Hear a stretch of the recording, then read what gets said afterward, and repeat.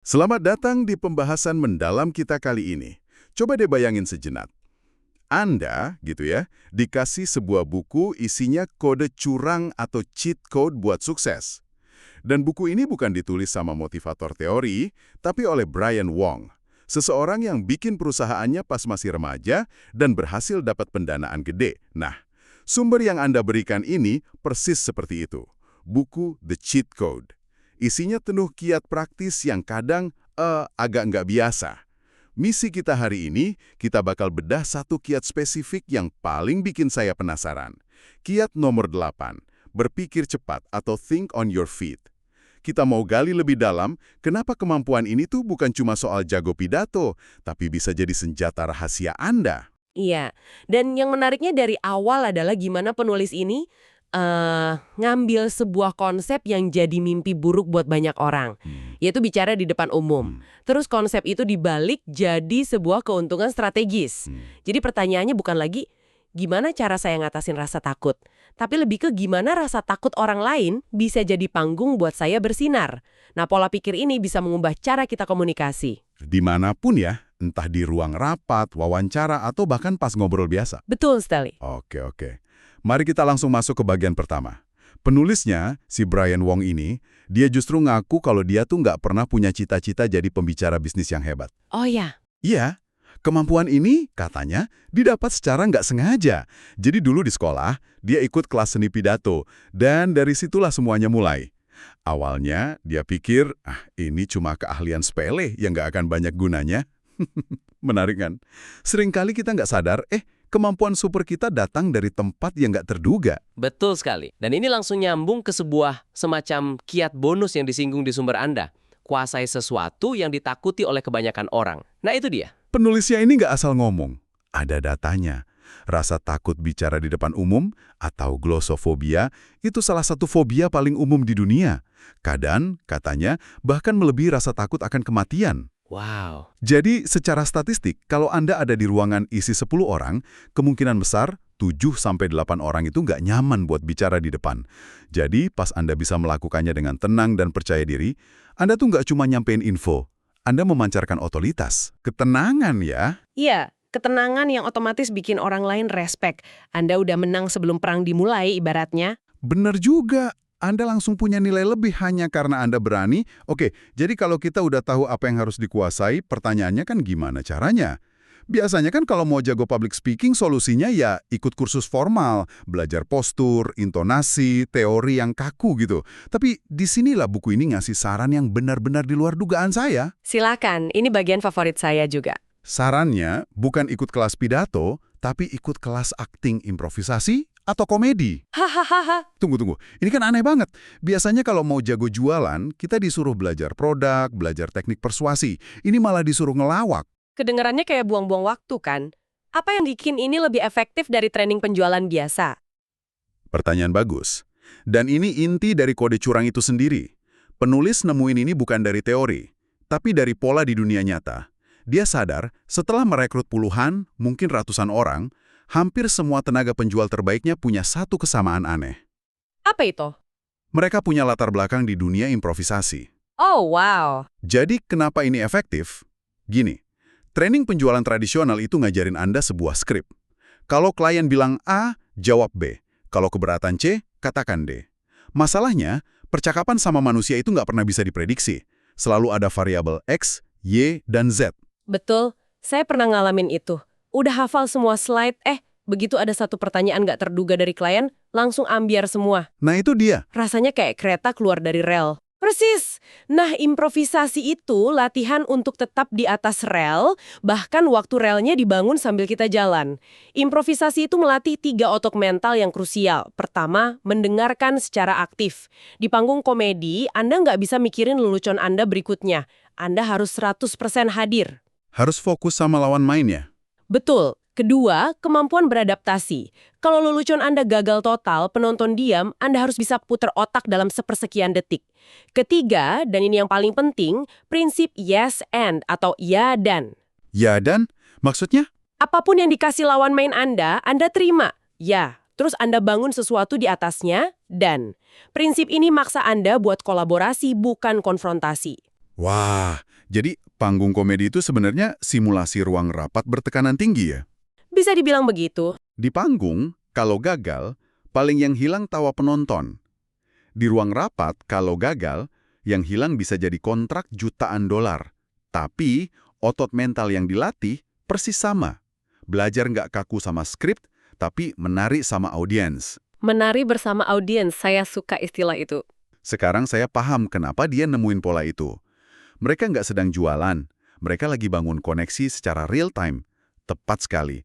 Sumber Anda secara eksplisit ngehubungin panggung komedi dengan ruang rapat. Tujuannya sama, baca audiens masuk ke pikiran mereka. Komunikasi yang berhasil, seperti yang ditekankan di buku ini, adalah yang bisa menggerakkan orang lain ke cara berpikir Anda. Ini soal dapetin buy-in ya. Betul, dan itu membawa kita ke psikologi yang lebih dalam lagi di balik kiat ini. Nah, ini dia. Kalau tadi kita bicara soal tempat latihannya, yaitu panggung improvisasi, sekarang kita bicara ilmunya. Ada satu ide besar di sini yang benar-benar ngubah cara saya mandang komunikasi. Buku ini bilang, kunci penampilan yang sukses itu bukan soal menunjukkan emosi yang Anda rasakan, tapi soal membangkitkan emosi pada audiens Anda. Bisa tolong dijelasin bedanya? Kedengarannya mirip, tapi kayaknya beda banget. Perbedaannya krusial banget.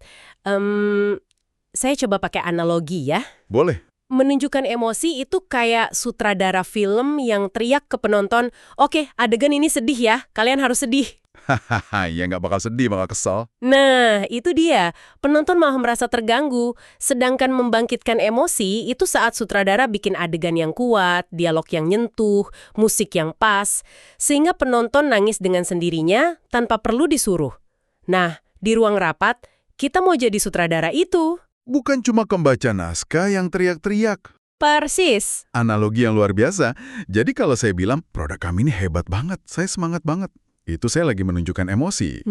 Tapi kalau saya cerita masalah klien, terus nunjukin gimana produk ini nyelesain masalah itu dengan elegan, sehingga klien ngerasain sendiri harapan dan kelegaan, itu baru membangkitkan emosi. Gitu ya? Tepat sekali. Anda nggak ngasih tahu mereka harus ngerasain apa, Anda ciptakan kondisi biar mereka merasakannya secara alami. Ini persuasi tingkat tinggi. Ada kutipan kunci di sumber Anda, biarkan audiens yang berakting. Maksudnya gimana tuh audiens yang berakting? Tugas Anda itu ngasih kerangka, pemicu, atau pertanyaan halus. Terus, Anda mundur selangkah, dan biarkan mereka ngisi bagian kosong itu dengan emosi dan keinginan mereka sendiri.